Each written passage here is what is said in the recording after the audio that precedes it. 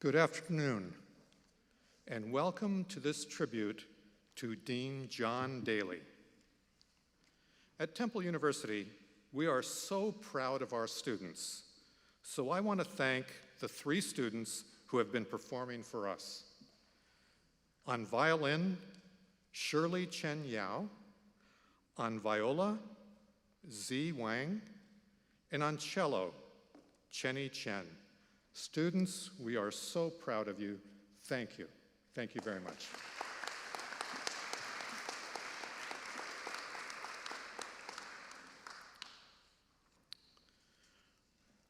When John Daly passed, the Temple University was in shock. Few people have been as beloved throughout the entire university as was John. And few people in the history of Temple University have had the enormous impact on our Lewis Katz School of Medicine as did John Daly. Today, we're going to hear about and celebrate many aspects of John's life and career. We will hear from colleagues, friends, and family. Together, we will reflect on the man we all came to admire and the man we all miss so much. In offering this tribute, our goal is twofold. We will celebrate John's life and achievements, but we also want to hold up his life as a model for all of us who have dedicated our lives to education, to medicine, and to making life better for those we serve. John would be the very first person to insist that there could be no greater legacy for him than for us to carry on his work and his passionate commitment to the combined missions of the Lewis Katz School of Medicine, Temple University, and our health system. A graduate of that school, he directly touched countless individuals and families as a skilled surgeon, a wise administrator, a well-published researcher, a model teacher, and a caring human being. When he was first dean, from 2002 to 2011, he left an everlasting mark that included a signature building and restored full accreditation. I've known of John's accomplishments for his entire career as a leader and as a faculty member here at Temple University. So a few years ago, when the deanship of the Lewis Katz School of Medicine once again became open, there was no doubt in my mind that the right person to fill that slot was John Daly. From day one, John was laser focused on his students, on their education, on their overall welfare, and on enhancing the Lewis Katz School of Medicine's stature. He knew just how strong this school is and how its faculty and staff are committed to excellence. Excellence in education, excellence in research, excellence in service, and of course, excellence in clinical care for its patients. And he was dedicated to supporting and extending that excellence. He wanted everyone to share his admiration for the Lewis Katz School of Medicine, or as he himself would say, the School of Medicine is in my blood. There's so much more I could say about John's many qualities. Let me simply say that I was especially impressed with his compassion for those who are suffering and his ability to heal. He was, in essence, a healer, someone who cared for the entire human being in all of that person's physical, psychological, and social complexities. He had a knack for allaying our worst fears instilling hope and reassuring us. So many of us turn to John when a family member or a friend faced a medical challenge. He always left us feeling better, with a defined course of action and our worst fears allayed. And what he did for individuals and families, he also did for the Lewis Katz School. In a crisis, he was clear-headed and had a calming effect. He had a vision for the school and for medical education, and he was able to get the rest of us to embrace that vision. That vision included a passionate concern about our obligation to make a difference for those in need, both in the neighborhoods surrounding Temple University campuses and throughout Philadelphia. We've lost a great leader, colleague, and friend whose allegiance to Temple has never wavered. John had enormous respect at all levels of this university, and he was especially highly regarded by the members of the university and health system governing boards. It is an honor for me now to welcome to the podium Patrick O'Connor. Patrick is the former chairman of the Temple University Board of Trustees and currently sits on that board and on the Temple University Health System Board of Directors. I know from firsthand experience that Patrick has always been a strong supporter of the Lewis Katz School, and he was especially delighted, because he told me so, that John was once again named dean of that school. Patrick O'Connor.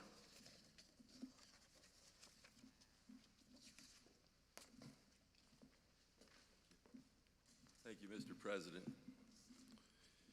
It's my privilege to stand before you and to speak and eulogize our friend, Dr. John M. Daly. It's fitting that we speak of this great man on the campus of Temple University. John clearly was Temple-made. He was one of the outstanding graduates of our medical school, to which he returned as dean after an illustrious career as one of the nation's top surgeons. He played a large role in the construction of the magnificent medical school, its design, and the philanthropy behind it. And it was completed well under budget. That's who John was. It remains a monument, among others, to his great legacy at Temple University and its medical school. Others, I'm sure, today will speak of John's many accomplishments in the medical profession and as dean, where he rightly received so many awards, accolades, and honors, all of which were well-deserved. This afternoon, I choose to speak of John and his attributes as a man and a friend, a dear friend, and a colleague. He was a very compassionate man. He was a brilliant surgeon. But most of all, he was a dear friend who made a career out of helping his fellow man. John was always there for me, my family, and countless others. We would call him for medical advice when family members and friends suffered an illness. He always would take the time to listen, to advise, and then he would get involved in the solution. I'm sure each one here has experienced his caring love and expertise in the care and treatment of a loved one. It made him special, a very special man and a special doctor.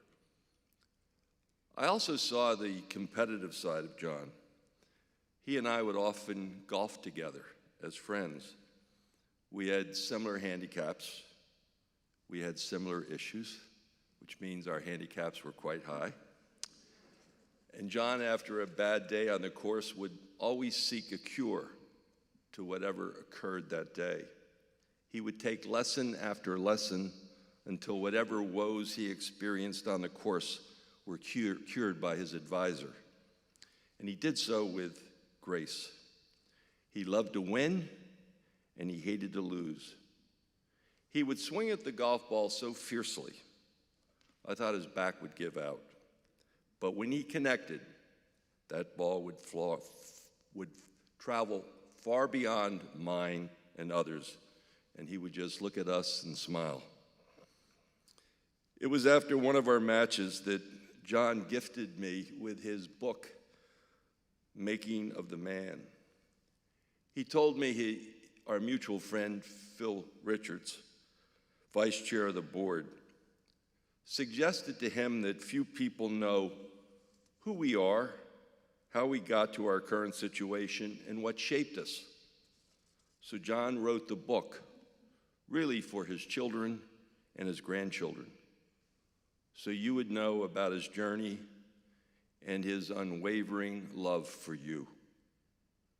In the foreword to this book, John said, "Our lives are but moments in time, and there is no dress rehearsal.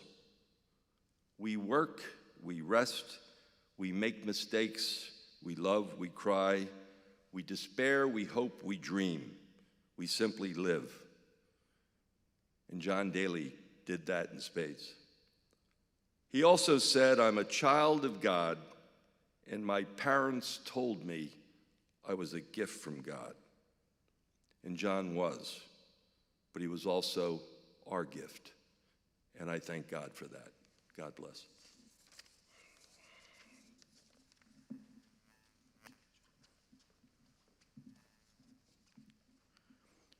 With John's passing, Provost Joanne Epps, who's here today, and we knew that we needed to find someone to be the interim dean who would carry on that vision that Dean Daly had set forth for his great school.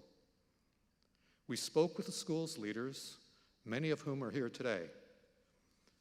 One name rose above all the others as a worthy interim: Dr. Amy Goldberg. Provost Epps and I were delighted when Dr. Goldberg agreed to take on the interim role. And her work in just a very short time since being appointed to that role has really confirmed that we made the right decision. It's an honor for me now to ask Dr. Goldberg to speak and offer her thoughts regarding John Daly. Dean Goldberg.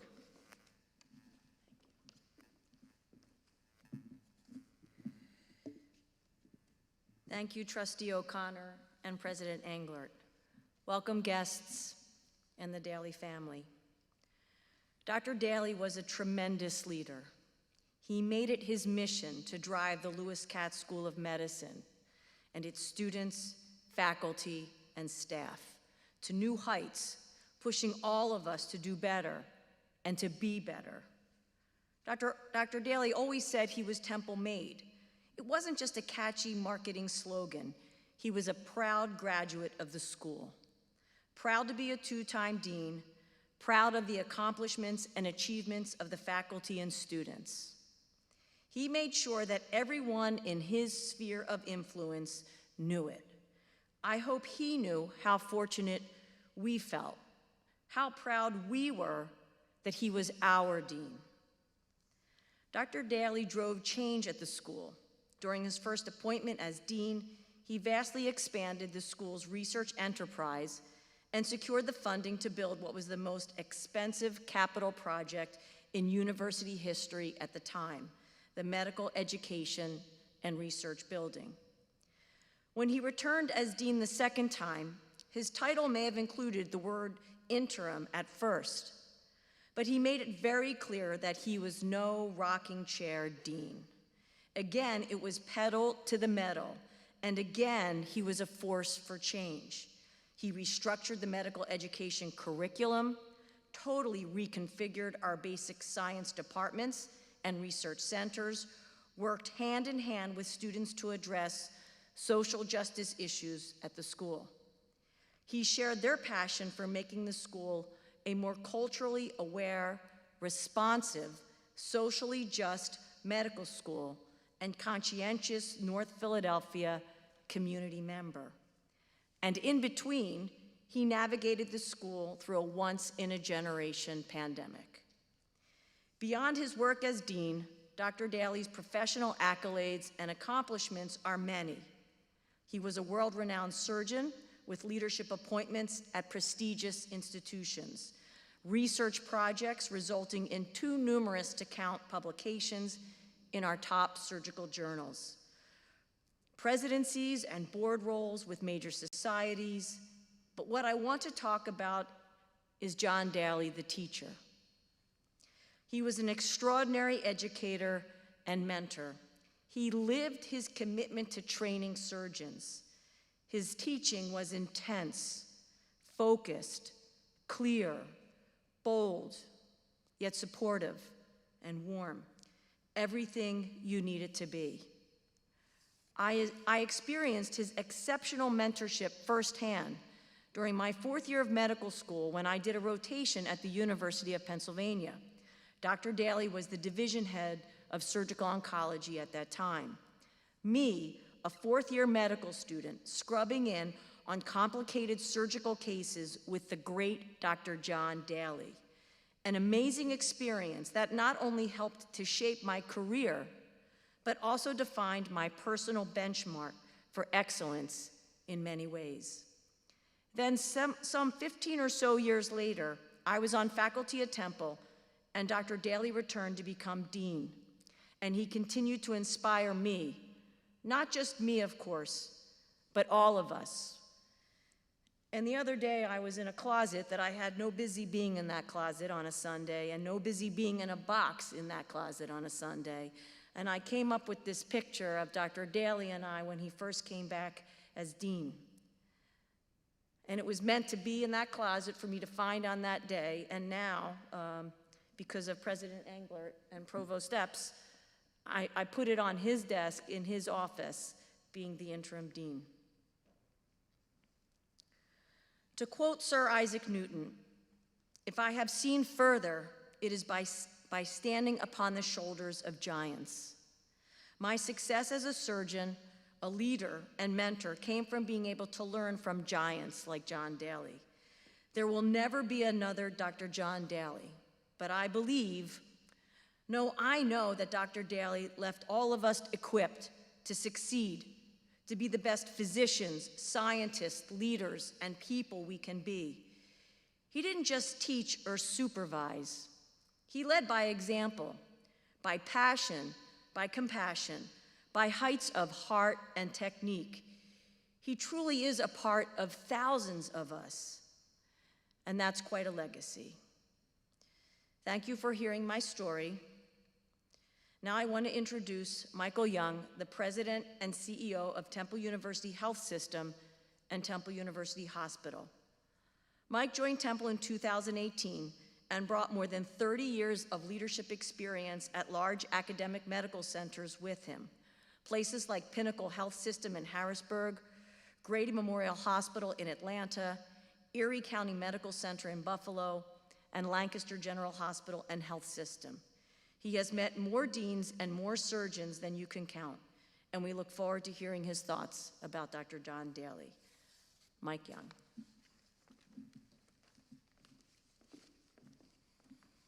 Thank you, Dean Goldberg. Good afternoon. Thanks for giving me this opportunity to speak. I probably had the least tenure in my relationship with John, but I may have perhaps learned the most. We lost a true leader, Temple did, a tireless champion of academic medicine.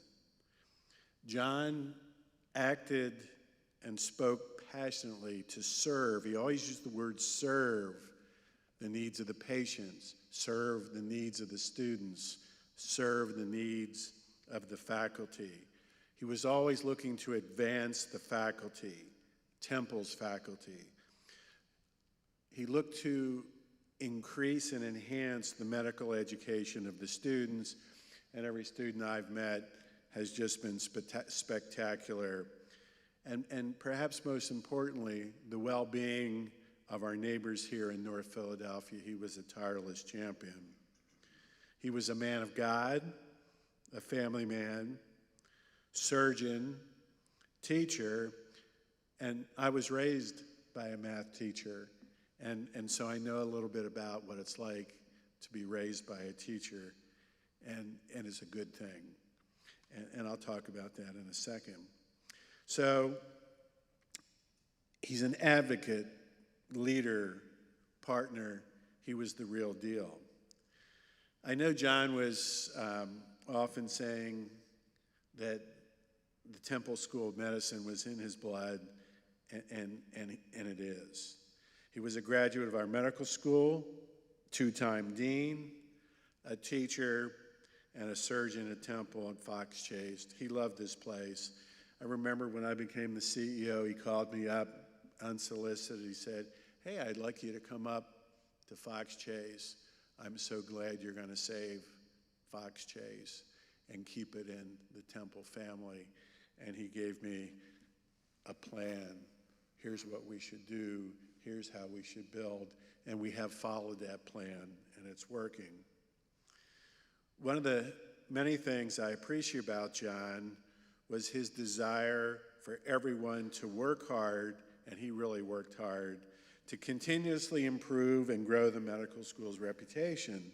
Just before he died, he said, "You know, Mike, the hospital's climbed into number 26 out of 100. You should be able to get into the top quartile, and with your help, we'll get the medical school there as well." So he was very proud of where he had the medical school, and just as driven today as he was back then to make it happen. But what he was really good at was listening, not hearing, listening. He would take ideas and he would listen, and then he would say, "What can I do to help you achieve your goals? What can we do? Who do we need to talk to? Who do we need to invite?" Always teaching me how to do it the right way. John really was great at his job. As his first stint as the dean, he drove the medical record to high rankings. He oversaw the building of MERB. Just think a second what Temple Medical School and the Temple Health System would be without MERB and what John did. Surprisingly, because John's a little older than me, he was a modern man, okay? He was one of the first in the faculty to use emojis in his emails. I don't do that. Without my glasses, I can't even see the emojis. He always was ahead of his time. John loved to communicate, and that's what he taught me. You faculty members know you got more emails, more information from him, and so I learned from that. I communicate now more with the health system folks because I watched the value. He taught me the value of how and what to communicate. He was very transparent. He always shared his true thoughts. It was especially valuable during this last year because of the COVID pandemic and the murder of George Floyd. He was very good at bringing us together. John was so many things to so many people: a leader, a family man, a skilled surgeon, a gifted and patient teacher. But most importantly, he was a warm and caring human being. He wanted what was best for all of us and for his beloved medical school. And I'll never forget what he did to help me and the health system. And you all know John was the best that Temple had. Thank you. Mike, thank you for your lovely remarks. Next, we'll hear from Stephanie Fagbemi. Stephanie is a fourth-year medical student at Temple and president of the Medical School Student Government Association. She is one of the students who touched Dr. Daly with her passion for racial and social justice. She's a community organizer who founded a citywide group of medical students to marshal resources during COVID to help underserved communities of Philadelphia. She also co-founded the school's Student Diversity Council to address racial justice issues. Thank you for joining us today, Stephanie.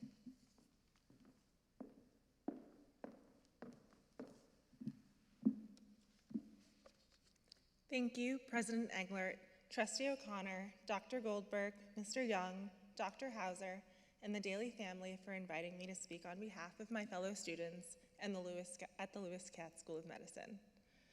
I got to know Dr. Daly not only as the Dean of the School of Medicine, but as a caring and compassionate leader.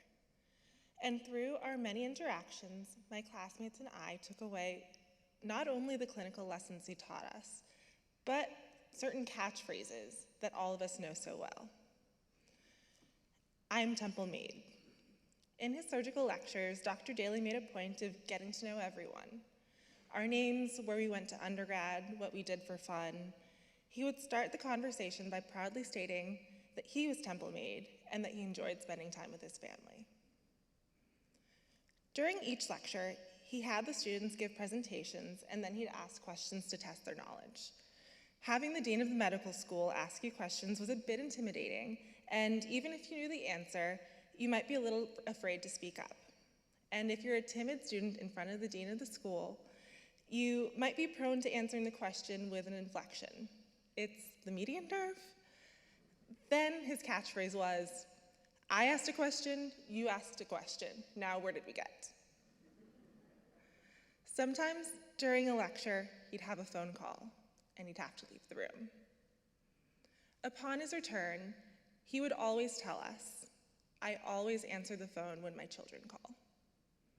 This was a man who was in the highest position of the school who had the perspective to put what mattered first. He thought of his students a little bit like his family too. He wasn't afraid to give us his phone number. And through my work with the Student Diversity Council, which I co-founded with my friend Randy Lyde, we were fortunate enough to see the compassion Dr. Daly had for her students. We'd been pushing for changes to be made without much progress. We went to Dr. Daly with a plan that we knew would shake up the school.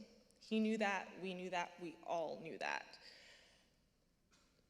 He saw that we students of color needed to see change, and he embraced it, and us, with open arms. Meeting with us every month to discuss all of the changes that we could make and how through collaboration we could bring meaningful change to the Lewis Katz School of Medicine. Randy became close with Dr. Daly, and he gave Randy his phone number. And Randy said to me, what am I gonna do with that? He's not gonna pick up for me. But one day, Randy called, and no one picked up. He thought it was silly for him to call anyway. But about an hour later, Dr. Daly responded, and he said, Randy, you have something you want to talk to me about. Thank you for calling. What's on your mind? You can talk to me about anything. While Dr. Daly and the Diversity Council didn't always agree, he always listened, and he cared about what mattered to us.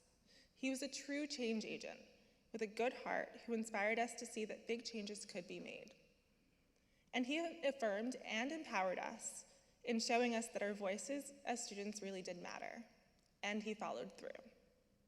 My last Dean Daly catchphrase is, go where the money is. An explanation at the time for his approach to fundraising so we could get more scholarships for students who were underrepresented in medicine. But it's also very practical life advice. When you need something, when something is important to you, you go where it is, you go get it. Dr. Daly lived by that. He lived by all the catchphrases, all the truisms. Pursuing his passions for medicine, getting to know people, asking and answering questions, coming back home to Temple, and valuing his family and us so highly. Dean Daly was just supposed to teach us through interesting surgical cases, but he did more. He taught students how to be compassionate, to value what is important, to speak up, to listen, to be change agents, to be humble despite having so many personal accomplishments, and to be future leaders in the world and in medicine, as he was. Thank you.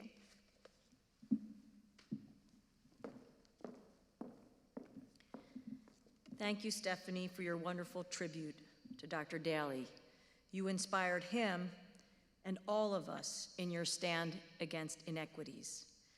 Our next speaker is an internationally renowned hand surgeon and microsurgeon, chair of the Board of Regents of the American College of Surgeons, and a graduate of the Lewis Katz School of Medicine, Dr. Scott Levin. Dr. Levin is the Paul B. Magnuson Professor of Bone and Joint Surgery, chair of the Department of Orthopedic Surgery, and professor of plastic surgery at the University of Pennsylvania School of Medicine. Following Dr. Levin's remarks, we'll watch a brief video tribute to Dr. Daly. Dr. Levin.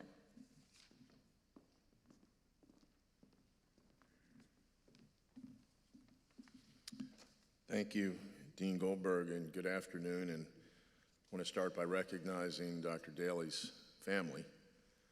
A few blocks up the road, approaching 40 years ago, I graduated Temple Medical School. And it was the greatest lesson learned in my life and my professional life to set the stage for not only trying to give back, but to achieve the expectations of my teachers. And so I'm here today, quite honored to be with you, of course, as a Temple Medical School alumnus, but more importantly, representing 85,000 surgeons from around the world, the organization, the American College of Surgeons. It's the United Nations, it's the Guild of All Surgeons. Dr. Goldberg is a distinguished fellow of the college, as are my colleagues at Temple Surgery. So I'm not here as an alumnus, I'm here as representing the College of Surgeons, which was dear to Dr. Daly. The college's motto, and I can't help it because John was a great educator, clearly, to be a little bit of an educator today. So Dr. Goldberg, you'll bear with me. College's motto, to serve all with skill and fidelity. Serve all with skill and fidelity. Who does that remind you of? The College of Surgeons values, lesson number 2. If you remember one thing, remember PEI cubed. Professionalism, excellence, innovation, introspection, and Stephanie, inclusion. Whose values were those? They're the values of the college, but I'd ask you, friends, did John Daly write that, or was it written about John Daly? You can decide for yourself. Before coming to the podium, I made several calls. And one of the calls I made was to the current executive director, David Hoyt, who's about the age of Dean Daly.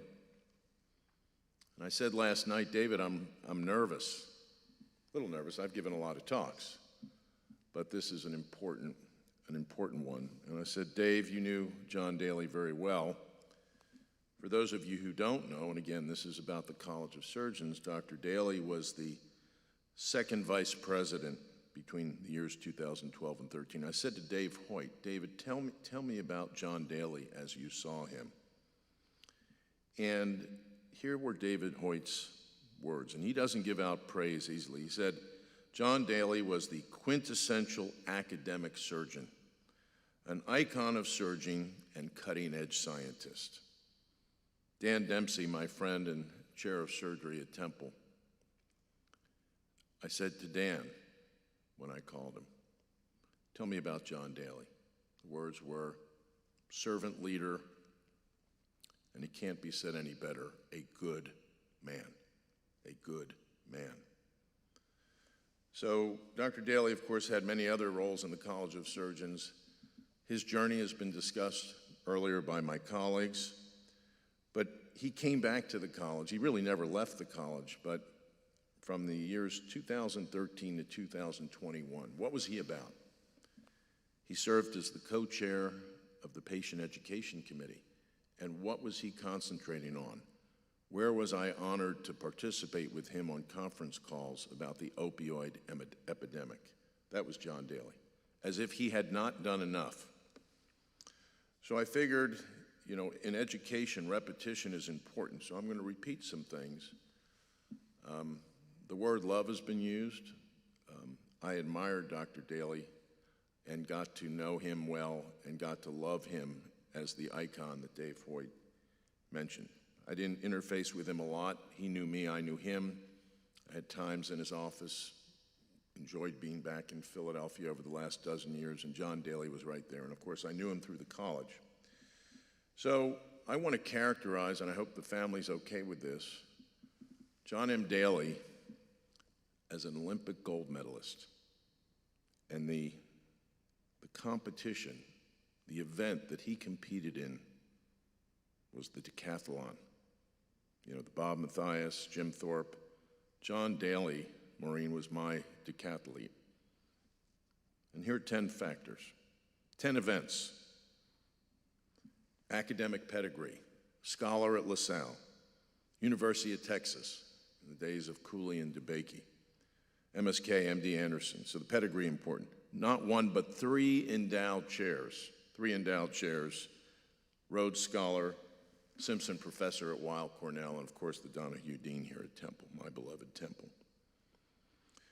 Number 3, 30 scientific and medical societies, quite an achievement, best in class.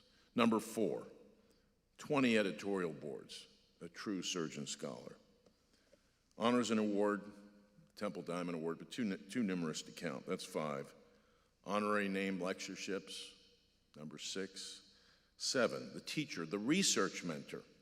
Not only teaching students, if you heard, teaching surgical residents at multiple institutions, but the research mentor. What a talent. And on his curriculum vitae, no less than 264 peer-reviewed papers, 113 book chapters, and made incredible impact in patient care with his research for perpetuity with colleagues such as Dr. Hoyt, Dr. Dudrick, and of course his NIH-funded portfolio, which again is a decathlete event, and he won it hands down. His dean is number 9, and let me just close by sharing with the Daly family, 6 children, 7 grandchildren, his greatest decathlon event clearly is his family. And I want to recognize John and you and thank you for the time that you shared him with me, the Temple community, and the College of Surgeons. Thank you very much.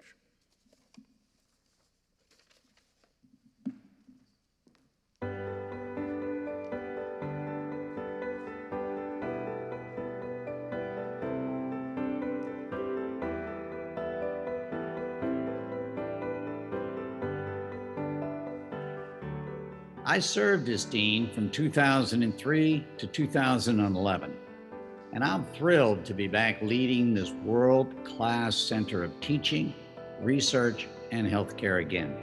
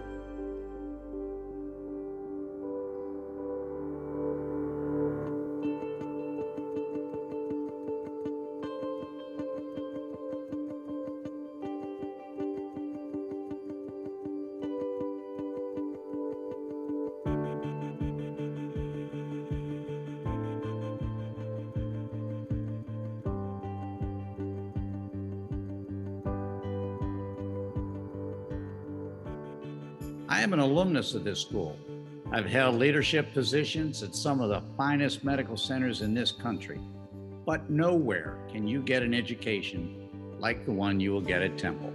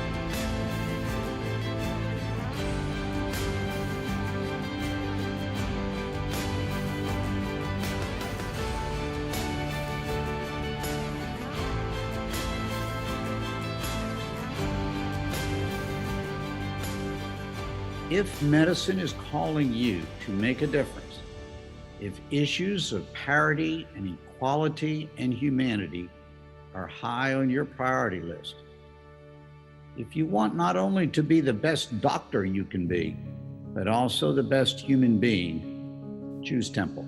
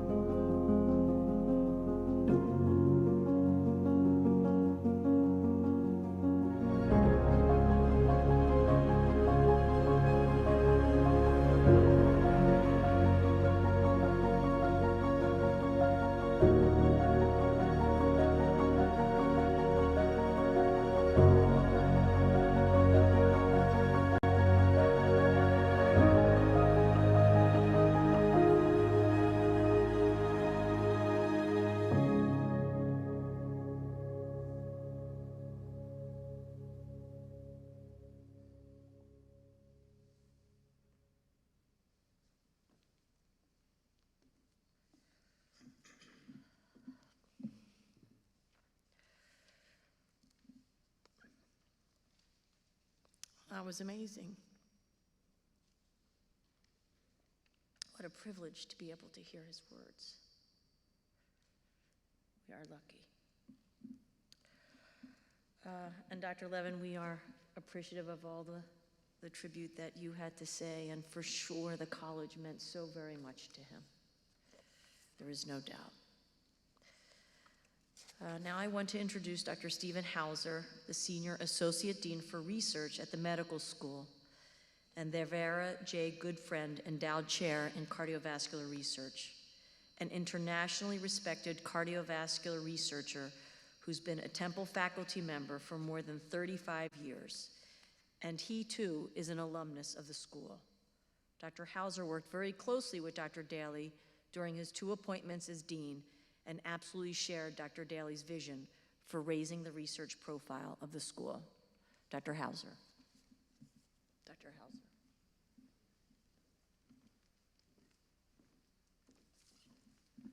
Thank you, Dean Goldberg, and thanks to all the other folks that made such great comments about John. Mike, I don't want to repeat a lot, so I'm going to talk specifically about what I know about, which was John's contribution to the research mission of the medical school and the university. And I want to give you a little bit of context in terms of what John Daly walked into. It wasn't all roses at the time that John decided to come to Temple Med and put us on the path that we've been on for the last 20 years. So in 2000, 2001, just before John came, there were some issues at the medical school. We had been put on probation by the LCME. I think that happened the day that John interviewed for the job as dean. Our research revenue was declining. Highly productive faculty were considering leaving Temple University, and faculty morale was bad. I got a call from our then president, David Adamani, and we had been discussing the issues at the medical school, and David called to tell me two things. He said, I'm going to make a commitment to the faculty of the medical school that we're going to build a new medical education and research building. And secondly, we're going to open a search for a new dean of the school to lead us back to where we deserve to be as Temple Med. And so he then went on to ask/tell me that I would be the medical school representative on that committee. We collected CVs. I believe about 100 people applied, narrowed it down to 10 people that we then interviewed. I remember the interviews like it was yesterday. The first day was particularly painful. I didn't see anyone that I thought could lead us to the promised land. The second day was not much better. We interviewed a candidate that I had recommended to President Adamani, and to be honest, the interview was a disaster. I was getting the death stare from the other members of the committee that we were in trouble. And then in walked John Michael Daly to interview for the job of the dean of the School of Medicine. And within 2 minutes I knew, and I had never met John before, within 2 minutes I knew we were on the right track. John was John. He said and did all the things that we knew John would do. He had an excitement about himself. He had hope for Temple. He knew where we were and he knew where we could go. He had passion. And he was clearly all the things about Temple that I knew and loved. And at the end of his interview, President Adamani called me into his office and said, "We just found our dean. Make sure it happens." So we hired John. It was wonderful. John came. We had a lot of work to do. And I just want to touch very briefly on some of his accomplishments. I've been so proud to work with John Daly for the last 20 years. It's been the highlight of my career at Temple. I will say to his family that we talked often late at night about faith and about family. And John and I would share our views of faith, he with his religion and me with mine, and we had wonderful conversations about all of you. I won't share all of those conversations with you, and about my kids as they were growing up, and it was a big part of my life. But let me tell you some of the things that John did. He got us off probation right away. He raised an incredible amount of money to support the building of MERB. He was a tireless worker and fundraiser. He called me almost every night for 20 years. He would always tell me he was sorry that he was calling at 10 o'clock at night because he knew I liked to go to bed early. And then the next night he'd call at 9:30 or 9:45. And it was always a wonderful conversation. We talked about everything about Temple. He was a tireless fundraiser and a tireless recruiter. He recruited tremendous faculty to come to Temple. But the major thing that John Daly did for the medical school, and I remember the conversation, he sat with me and he said, "What do we need in order to be better and to be great?" And I said to him, "We need to change the culture of the medical school." And we talked about what that meant, to change the culture of the medical school. And we then talked together about a plan to do just that, because the culture defines greatness. And John changed the culture of our school. He adopted not let's be Temple, let's be Temple. He developed a culture of we're the best. We're going to be the best that we can be at whatever we decide to do. And indeed we were. We have great faculty with great research programs. Our funding went through the roof. Why? Because John Daly pushed us all to be better every day. He developed multidisciplinary research centers. We developed incentive programs to help faculty actually enjoy the fruits of their success. And we adopted objective measuring tools to evaluate faculty productivity. John had high standards. John taught me to be able to have tough conversations with faculty about high standards. And we did all those things as a school. Our research ranking went through the roof. I would get calls from other research deans around the country saying, how are you doing it? You don't have very much money. You're not a rich institution. How are you doing this? My answer was always the same: John Daly. John Daly changed the culture and pushed us to higher ground. When he came back for the second time, we sort of looked at each other and we chuckled, because I knew what I was in for.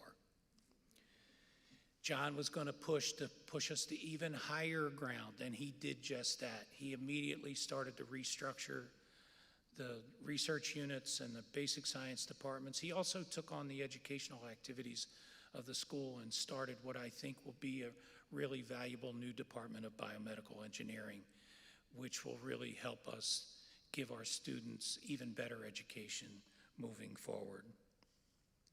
So in closing, I'd just like to say to the Daly family, it was my honor to work with your dad. It was the highlight of my career. I'm not sure I can ever go to higher ground than John Daly pushed me to. He pushed me every day. I'm sure you know he was honest with me every day. He told me what he thought I should be doing to be better. He told me what I was doing well, but he pushed me to get better every day, and I appreciated it so, so much. He was my friend, my colleague. I cry. I miss him.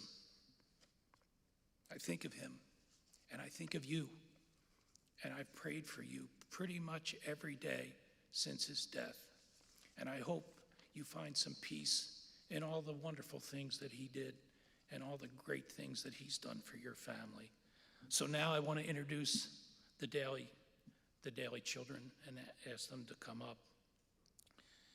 It's tough to be children of a great man like John Daly, but you've handled it with great grace. I know you'll maintain his legacy. His legacy is in you and in your children. That's the legacy of John Daly. His legacy at Temple University School of Medicine is absolutely secure. He's done great things here, and his impact on the school will be durable, no doubt about it. So it really touches me to be able to introduce the children, John Jr., William, Brian, Timothy, and Maureen, and they represent their brother, Patrick. So we look forward to hearing from you.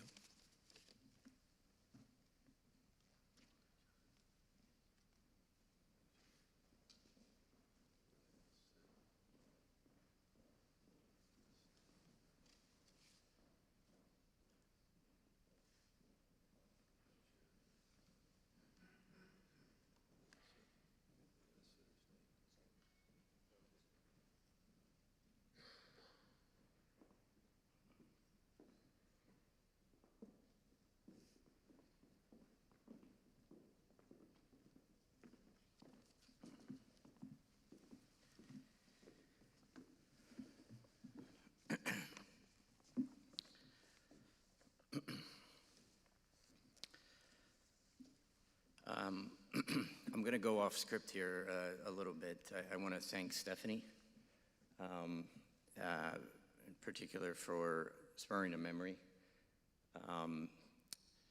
The story you told about my dad walking out in the middle of a class. I mean, he often did that, and I know that, it spurred on a memory of one time I called him, and, it rang, and it rang, and it rang, and I just expected that, I'd be leaving him a message, and I would hear from him when he was available, but he picked up, probably on the last ring, and he was whispering into the phone. Hey, Timmy, how you doing? I said, Dad, why are you whispering? Well, I'm in the middle of talking to about 100 people. And I said, Dad, what are you doing? Why are you picking up the phone? And he said to me, well, I haven't heard from you, and I wanted to hear how your day was. And I said, Dad, you're going to get fired, and I still need that new driver. So thank you, Stephanie. That I hadn't thought about that one in a while. I appreciate it. And thank you to everyone. On behalf of the entire Daly family, we extend our sincere thanks and gratitude for those attending in person or remotely.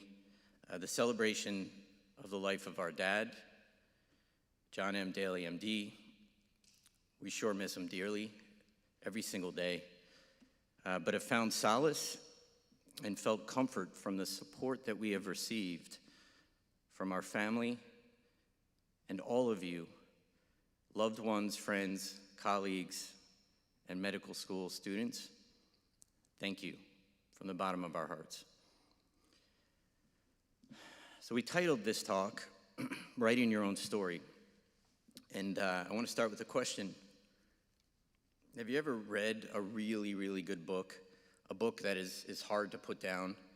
A book that ignites feelings of compassion and empathy and humility? A really compelling story helps us feel a greater sense of connection to one another by reinforcing our highest ideals, such as love, laughter, and purpose. We are all writing our own figurative story, each and every single day, yesterday, today, and tomorrow. The story of who we are, the biggest events of our life, our relationships with our family and our friends, our careers, the meaning that we attach to our lives, our purpose. When we think about our book, we may wonder, what are the key elements in each chapter? We may be curious what readers will think when they close our book about how our story has impacted them. Did they connect with the main character?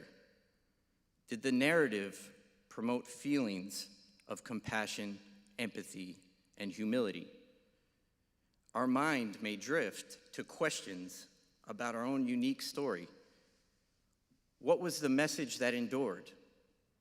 What was our purpose? Like all of us, our dad wrote his figurative story each and every day. But ever the overachiever, he literally wrote a book just last year. And he titled it, The Making of a Man.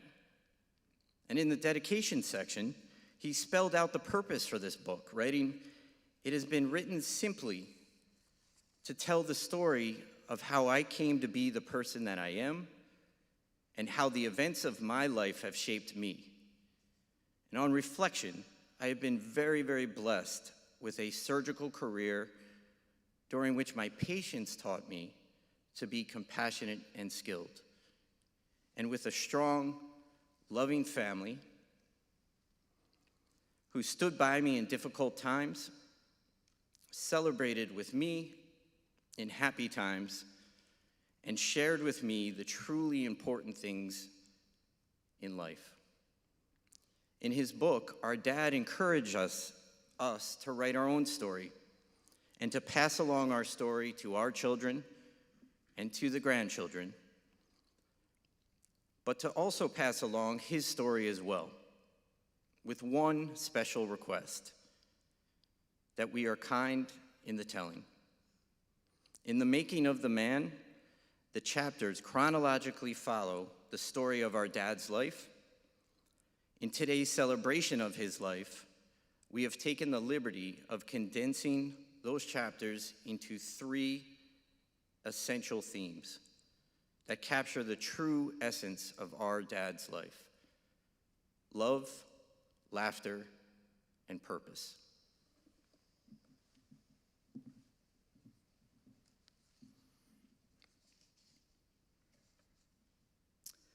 Chapter 1, Love.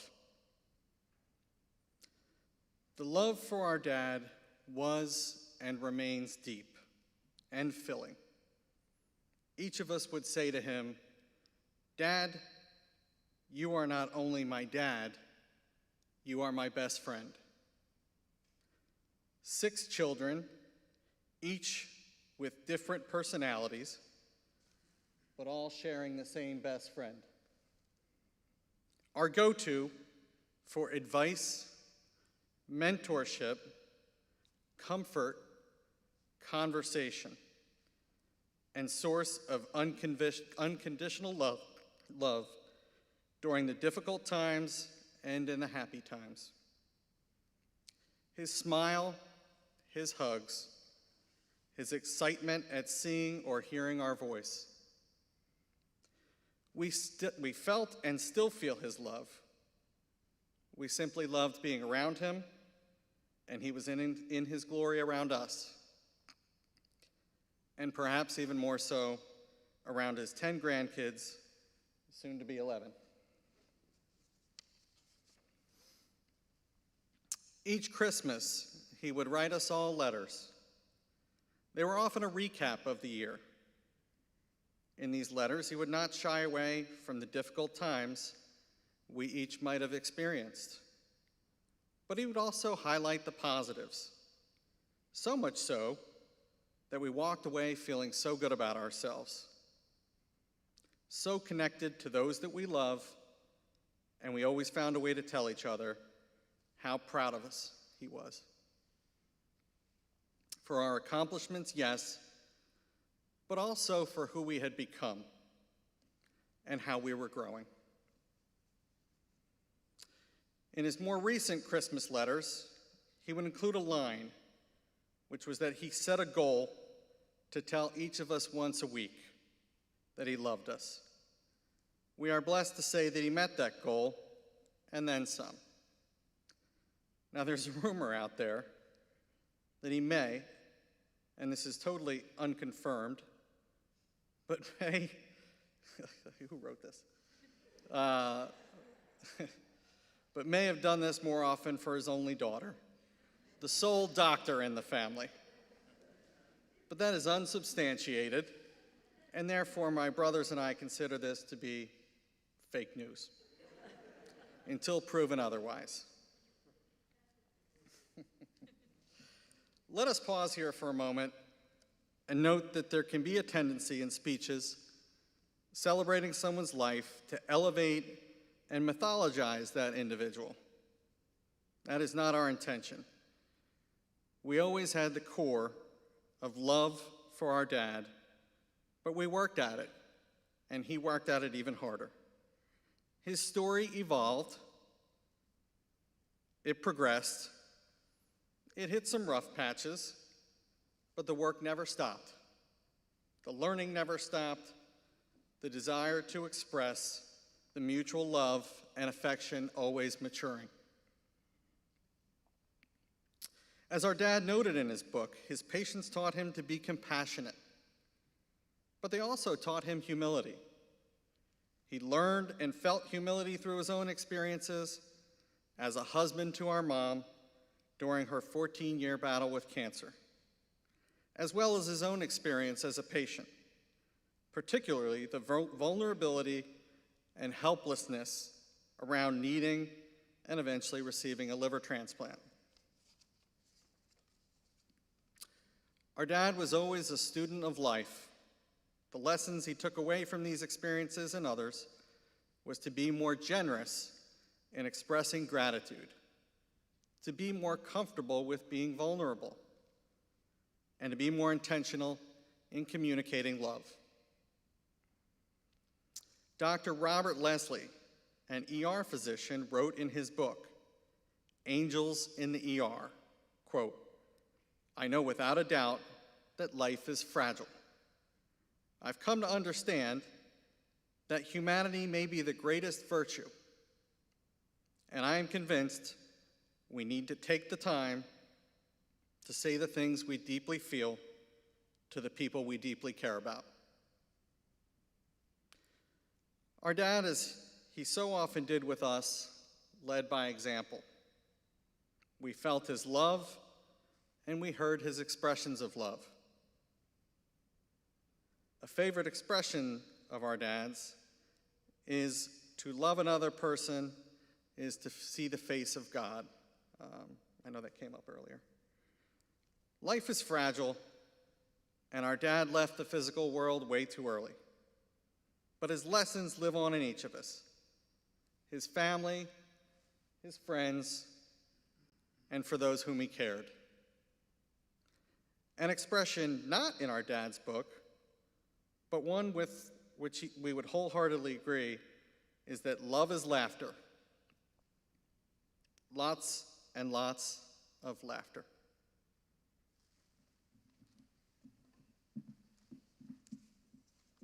Chapter 2, Laughter. James Joyce wrote, "They lived and laughed and loved and left." We laughed with our dad. A lot. He was a master at the combination of quick wit, corny dad jokes, and sarcasm. But he also possessed a level of immaturity in support of humor that was probably not befit of a dean and a master surgeon, but was perfect for his family and friends. He loved to laugh, and we loved to laugh with him. Some may wonder why he and my mom went for 6 kids. The easy explanation is that they kept trying to get it right until our sister came along. Perhaps true. An alternative explanation is that the laughter of 6 kids is exponential, and our dad loved to be in the center of that loud laughter in the house or on one of the many family trips. Among his many wonderful qualities, it was his ability to make others laugh and to laugh at himself that drew our mom and Pama toward him and that filled them with happiness.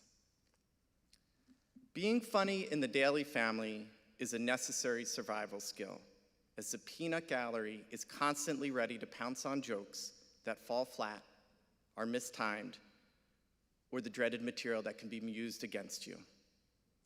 Our dad was not afraid to enter this terror dome. He again led by example with his willingness to start with the jokes, but also be comfortable being on the receiving end. There was always an initial sense of surprise from friends when they first met our dad and then watched as we would tease him. They would say things like, "You must be really comfortable with your dad." And we were. But in a short time, they would see that our dad gave as good as he got, and that made sense to them. Our family thrives on laughter. Enjoy with us these juxtapositions. The 2-time dean of Temple's Medical School, who when asked by any one of his kids, in a moment of seriousness or worry for them, about an ailment or illness they were experiencing, would straight-faced reply that we had Fraggle hoppers. This, of course, is a totally made-up word. He would finish his joke with the words, "This is the worst case I've ever seen." "Dad, I can't hear right now. It's Fraggle hoppers. It's probably the worst case I've ever seen." Sometime after he was done appreciating his own joke, he would make an accurate diagnosis and get us the best care, which most often was from him. Another juxtaposition, one of the 91 surgeons from 7 countries to be inducted into the inaugural group of master surgeon educators of the American College of Surgeons. He was also the same person who would come into our bedrooms ridiculously early before he left for work, pull off the covers, and pull on the toes of our feet and yell out loud, "Krakatobi, Krakatobi!" Another totally made-up word, an experience we all found moderately painful, and from our perspective, totally unnecessary at that time of the morning. But something he found very funny at the time, and after many years, probably some level of therapy, we also find it something that we can laugh at and are probably likely to repeat with our own kids too. Third juxtaposition, a prominent cancer scientist who also somehow tolerated his kids putting a hermit crab on him as he was reading a book in bed, getting ready to ease off to sleep. The hermit crab got launched high up into the air. Inappropriate adult language was used by him. But after he got asking us, what were we thinking? And why would we do something so ridiculous and immature? He would laugh. Even if he slept uneasy that night in the bedroom, because we never found out where the hermit crab went to. The Harry C. Donahoe Professor of Surgeon, who found the humor when presented with a bar bill on a family cruise that had $700 in alcohol charges. All signed by Maureen Daly, who was 9 years old at the time. When asked, the Daly boys still plead the fifth to who might be responsible for those outrageous alcohol charges. The former Lewis Atterbury Stimson Professor of Surgery and Chairman of Surgery at Weill Cornell, who would dress up as Santa Claus every Christmas for his grandchildren to be able to hand out presents with his pants not fitting and his Santa impersonation marginal at best. Simply to have all of them laugh and say, "We know it's you, Pop-Pop, we know it's you." He would then reply with a, "What? Pop-Pop who? I am Santa Claus who? Ho, ho, ho, ho, ho." Undoubtedly, the times we most look forward to and will continue are getting together for family events, holidays, and celebrations. But the lessons are not lost on us. We love being with each other, laughing with each other, and getting closer to finding our purpose.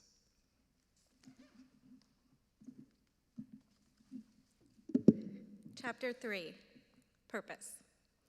In a speech to Howard University graduates, the late actor Chadwick Boseman said, "Purpose is an essential element of you.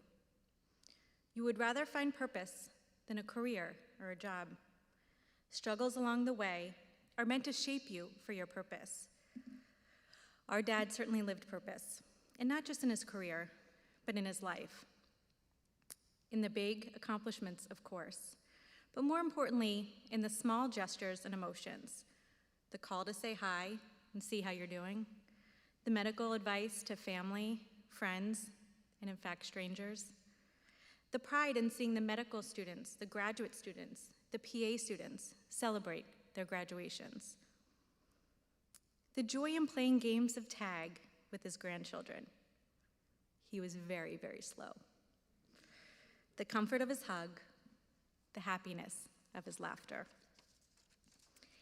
His purpose was to live a life of faith, to live a life of putting family first, a life of learning, a life of caring for others, and to live a life of impact and meaning. These were what he has defined as truly important things in life. Our dad was a man of God. He rarely missed attending a weekend mass, as it centered him in what truly mattered. He also led by example in his commitment to lifelong learning. At 72 years of age, he took the recertification exam for the American Board of Surgery. Why? He wanted to stay true to his commitment and excellence. He told me on the phone that he wanted to die as an American Board certified general surgeon. And that is what he did. He passed that exam with flying colors. We studied together, actually. He cared for others without question. Many former patients, family members, friends have reached out to our family in recent weeks to describe how truly selfless and caring our father was. How comforting he was as their doctor, their confidant. They described his bedside manner as one of a true gentleman, with the humanity and knowledge one needs in an excellent surgeon. We've been amazed and humbled to hear the many stories that start with, "Your dad saved my life," or "Your dad saved the life of my wife, husband, parent, friend." You can fill in the blank. Helping others was at his core. It was his purpose. So in conclusion, our dad truly led a life of impact and meaning. You may take a moment to yourself to consider how our dad, John M. Daly, impacted your life, how he managed to weave his way into your story. Perhaps it was as simple as a letter of recommendation or a return phone call about a medical issue. Perhaps it was helping you find a job or giving you advice. Or perhaps he simply made you laugh when you heard his strange Southern twang or one of his silly jokes. Today's celebration provides a wonderful opportunity to be reminded of how our dad positively impacted our lives. And let us all remember his impact on the Temple family and community. As we've heard today, and as he would say often, Temple is in my blood. His impact on our family will always remain with us. Our dad walks alongside us, he holds our hand, he helps us find our way, and he leads by example. We thank you again today for being part of the celebration of our dad's life. We have two final thoughts to share with you. First, we believe more of a complete title for our dad's book is John M. Daly, MD, The Making of the Man Who Loved, Laughed, and Lived with Purpose. Second, when you remember and tell stories of our dad, be sure to be kind in the telling. Thank you, and thank you to everyone today for the celebration.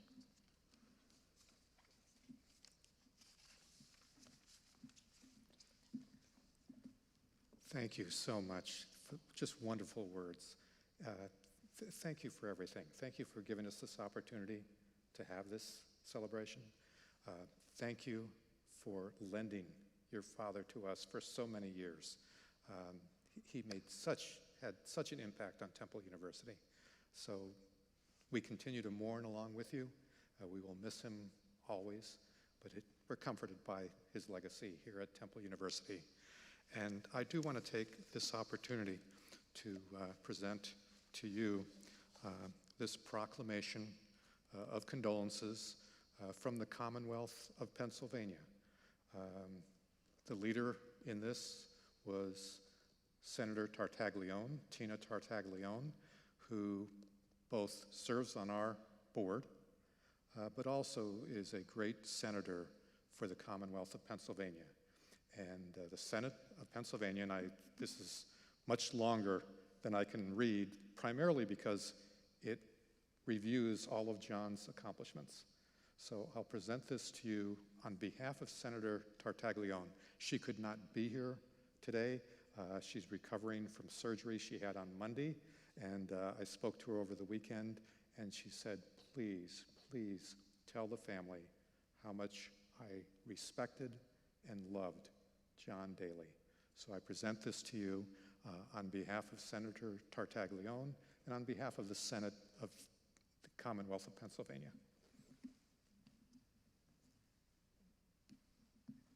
And again, I want to say thank you to you. I want to thank all of our speakers for what you did today.